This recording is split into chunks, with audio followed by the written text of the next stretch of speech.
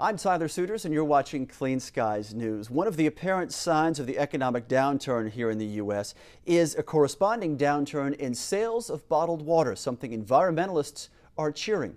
Joining us now to talk about water issues is Ben Grumbles. He is director of Arizona's Department of Environmental Quality and also a former EPA Assistant Administrator for Water. Ben, it's great to have you with us again. Good to be here. The topic today, bottled water specifically. It's what environmentalists see as one of the benefits of the economic downturn. Bottled water sales are down, and I'd imagine that's something you see as critical to the water infrastructure here in the U.S. I do. I think tap water, pound for pound or pint for pint, is one of the greatest buys for the American consumer. Some specifics now, and this comes from Winona Haughter. She was quoted in the Washington Post. She is Executive Director of Food and Water Watch. She says, regarding the drop in sales, I thought we'd never be able to impact sales of bottled water, and all of a sudden it's really gained momentum. I think we're making real progress. Some of this is certainly a result of the economic downturn. Not as many people want to buy their water in a bottle. But is it also some environmental awareness too? I think so.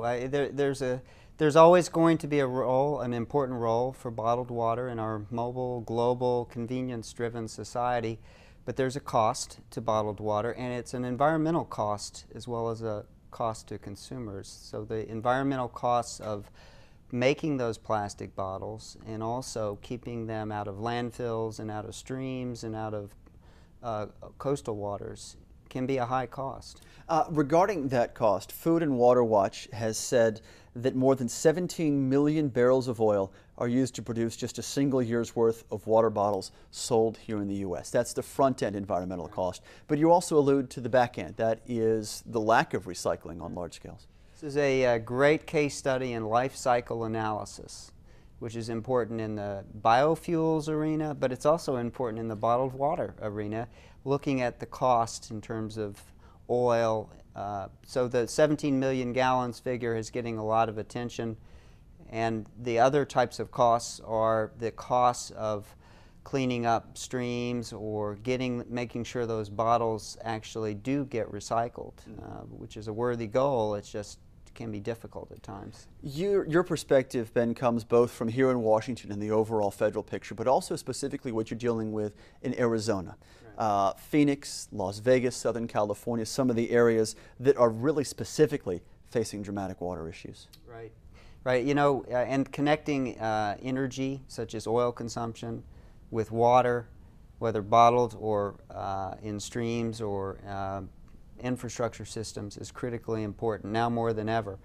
In an arid place like Arizona, investing in the water infrastructure and also protecting the surface water and groundwater is critically important, because it is truly the lifeblood of the state in arid areas such as Nevada.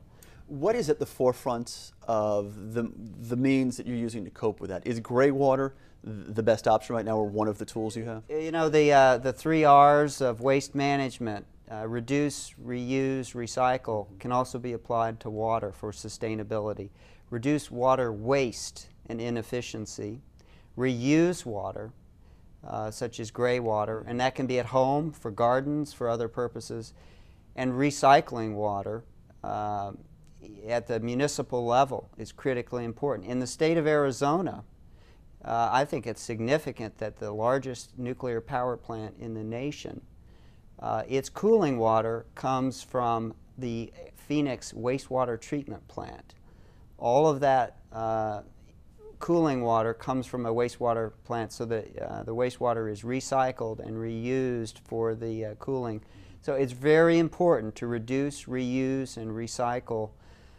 There's actually a 4th R, which is restore. Restoring watersheds. You can reduce treatment costs downstream if you prevent pollution or groundwater mining or inappropriate use of water upstream.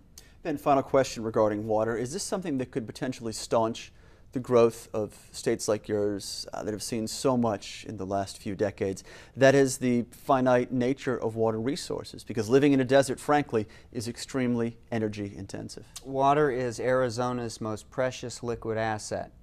Businesses, communities, families run on water. If you don't have the water, if you don't have a sustainable supply of surface water or groundwater, you're going to run into significant problems, ultimately a crisis. So it definitely has the attention of the governor and the state looking for more effective ways to reduce, reuse, recycle, and restore watersheds. Let's change gears a little bit while we're talking about the energy profile in your state. You recently have been working on a presentation regarding carbon capture and storage in the state of Arizona. Primarily, we see these research projects through the Northeast and Mid-America. What makes Arizona so unique and so viable for something like this? Well, a couple things about Arizona. First of all, Arizona is one of the fastest, in terms of the growth of greenhouse gas emissions, it may be the fastest growing in the nation.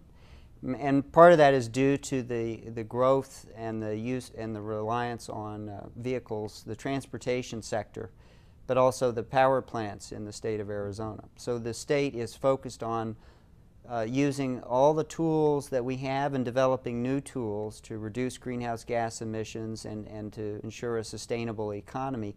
And that includes carbon capture and storage. And in Arizona, there are some exploratory projects, some pilot projects for potential long-term sequestration underground. And the key about it in the northeastern portions of Arizona, the key is that that's where most of the power plants are. So 40% of the state's electricity is from coal-fired power plants, and it's in a particular region of the state. And that's where we're looking for potential geologic sequestration sites. So we're excited about it. Well, what is the profile of the geology there that makes it a viable option versus what we see in some of the other states like West Virginia, right, where they're doing such larger scale projects? Right. Well, a couple things are very important because everybody wants to ensure the long-term sustainability of water supplies, groundwater supplies, particularly in Arizona, hugely important, and overall protection of public health. Geologic features in Arizona that may be attractive for some carbon sequestration sites are that the areas underground are deep underground and well insulated or well protected. But honestly, Tyler, we're in the stage of doing exploratory wells and some experimental permits, EPA and Arizona's DEQ, the Department of Environmental Quality, to learn more to appropriately characterize the nature of the site and make sure that there's an adequate monitoring program. But it has the support and funding of the power companies in the state. We're working with the Hopi tribe in Arizona and in another area of the state. We think it's a promising but unproven technology. It's a valuable tool in the toolbox to help mitigate greenhouse gas emissions. And there's some other exciting ones in the state as well. Final question, Ben. Regarding the plants you alluded to in that one section of the state, the coal-fired plants that are up and running, is that an additional attraction to private industry and even public industry to get these test projects there in Arizona because you have plants available and potentially ready for adaptation and testing? That's right. I mean, coal-fired power plants are an important part of Arizona's electricity portfolio. The plants are up and running, and so the companies and the agencies and organizations are all looking for ways to move towards cleaner coal. So that means an emphasis on carbon capture and sequestration. So we're excited about what we'll learn from those test pilot projects. We're also excited about algae biofuels as another important aspect. You know, it's a climate of opportunity in terms of innovative technologies and ways to move towards a carbon-free fuel for the state as well as the country. Ben Grumbles is director of Arizona's DEQ, also a former EPA assistant administrator for water. Ben, it's always great to have you with us. Thanks again for taking time today. Thank you.